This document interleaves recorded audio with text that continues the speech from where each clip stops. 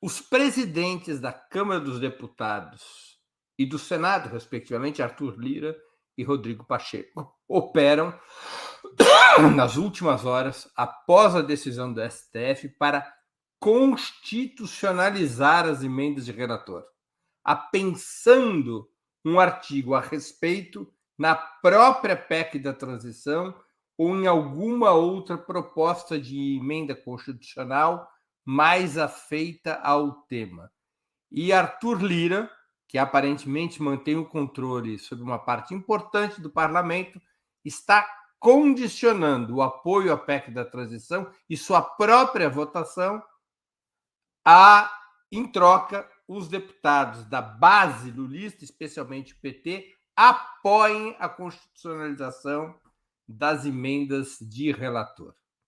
Minha pergunta: vocês acham que o PT e os demais partidos de esquerda, PSOL, PCdoB, os demais partidos que compõem a futura base de sustentação do governo Lula, deveriam apoiar essa iniciativa para garantir a PEC de transição ou rechaçá-la, mesmo correndo o risco de afetar os recursos governamentais do primeiro ano e a própria formação de uma maioria parlamentar mais estável? Com a palavra, Valério Arcari. Eu penso que é um blefe. Como sabe, vocês não sei se sabem, o PSOL votou contra na sexta-feira, né, a lipoaspiração. Alguns deputados votaram a favor, né? Eu vi que a Thalíria, por exemplo, votou a favor. Não sabia. É mesmo? Não, acho que o PSOL toda a bancada votou contra. A Thalíria votou a favor. Foi? Pode ser, não acompanhei no detalhe, como você sabe, eu estava muito ocupado por causa da reunião do Diretório Nacional do Sal. Mas, de qualquer forma, a maioria do pessoal votou contra, porque partia de uma apreciação da conjuntura, da relação política de forças. O Congresso não tem como recusar a PEC da transição. Vamos dizer as coisas tais como são. Isto não é possível politicamente. As consequências para o Congresso Nacional seriam devastadoras, mais no curto prazo, inclusive, do que para o governo Lula. Valério, me permite só uma coisinha, só para o seu raciocínio, me perdoe te interromper, que não é meu hábito.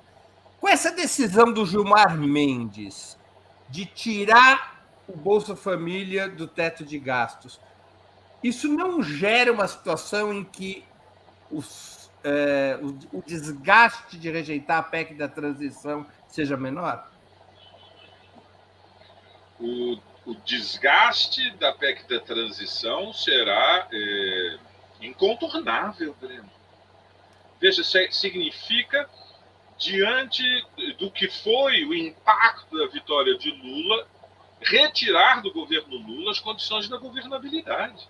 Abre um novo debate. Trata-se de um blefe do Lira que está dependente desta manobra para garantir a reeleição. Ele não tem a garantia plena da reeleição e é isso que ele teme. O que ele teme é que surja um acordo por dentro do Congresso Nacional com uma outra liderança menos vinculada nos últimos 2 anos com o governo Bolsonaro. Recordemos, ele era o presidente em 2021, quando do auge da pandemia no Brasil, e engavetou todos os pedidos de impeachment. Ele tem uma história.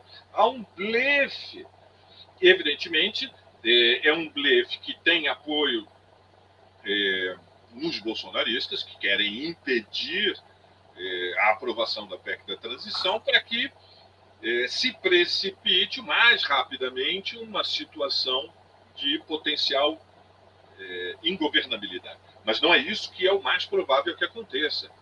O mais provável é uma divisão dentro da base parlamentar, porque significaria um desafio frontal à decisão do Supremo. Veja, não é mais um confronto com o governo de transição.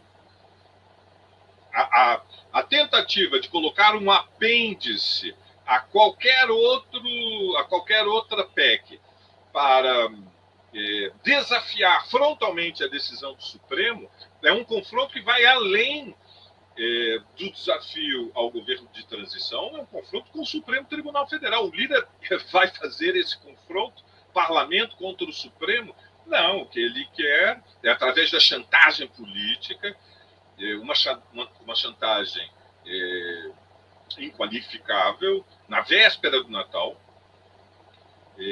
chantagear para garantir a sua reeleição em fevereiro.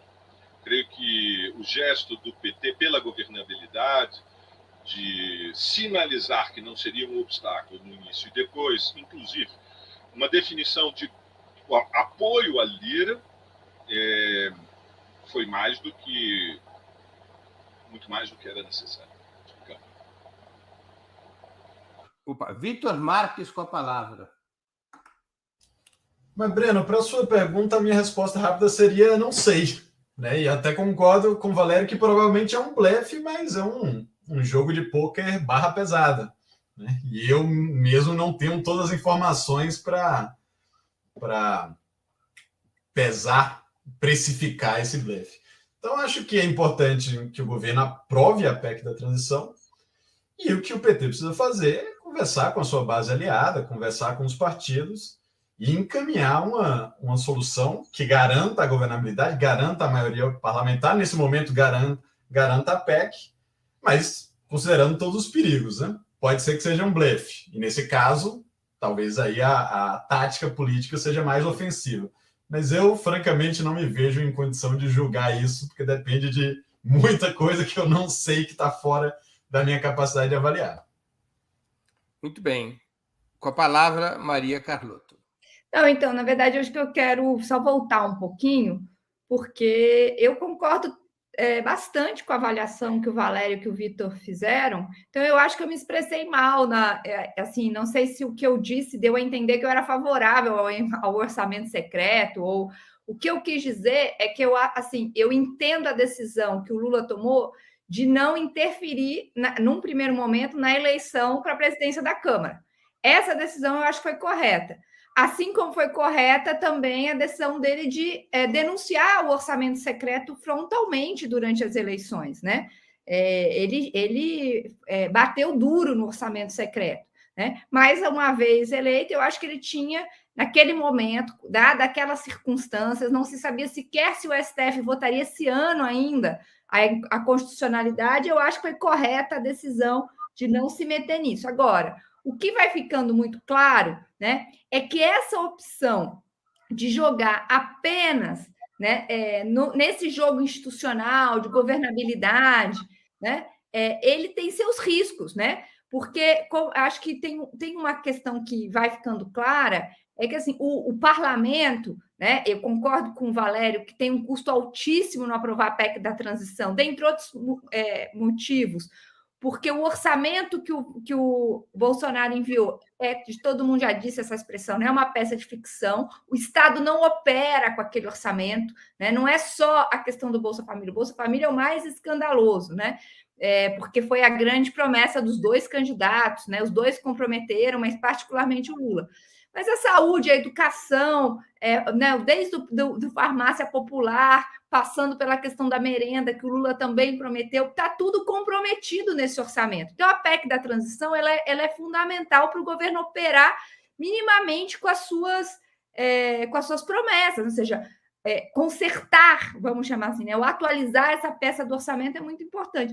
Mas jogar só nessa aposta, eu acho que é isso que o Valério se refere a uma tática política, uma tática parlamentar ancorada a uma tática política equivocada, ela deixa muita margem de manobra. Daí porque eu acho que o evento da posse, tá? A festa política que vai ser feita lá, ela vai ganhando importância. É muito importante ter muita gente, né, para o governo mostrar força na rua, força popular, né, tipo, apoio popular. Tem uma grande mobilização para as pessoas irem. Né? O governo não quis chamar o partido, né, a coalizão que apoia o Lula não quis chamar manifestações antes, mas estão pondo força nessa posse. Né, soltaram peças políticas, né, chamando, garantindo aí a segurança. Eu acho que isso pode cumprir um papel importante para não apostar todas as fichas no parlamento. E, para terminar, eu quero chamar a atenção, porque o Vitor e o Valério disseram, já estou terminando, que é uma operação bolsonarista do parlamento. Realmente, né? Eu acho que no bolsonarismo se intensificou essa relação com o Centrão. Mas vamos lembrar que 2016 foi um golpe parlamentar, né? E a consequência do golpe parlamentar foi, desde então, um fortalecimento exagerado do legislativo, a ponto de tomar conta do orçamento. E foi isso que o Lula denunciou durante a campanha, e ele estava certo, né? Então, eu acho que o resultado de tudo isso é extremamente benéfico, né, para um reequilíbrio de forças. Então, eu não acho que essa decisão derrota só o bolsonarismo, derrota todo o Centrão que, desde o Eduardo Cunha, vinha se empoderando para cima do Executivo. Muito bem.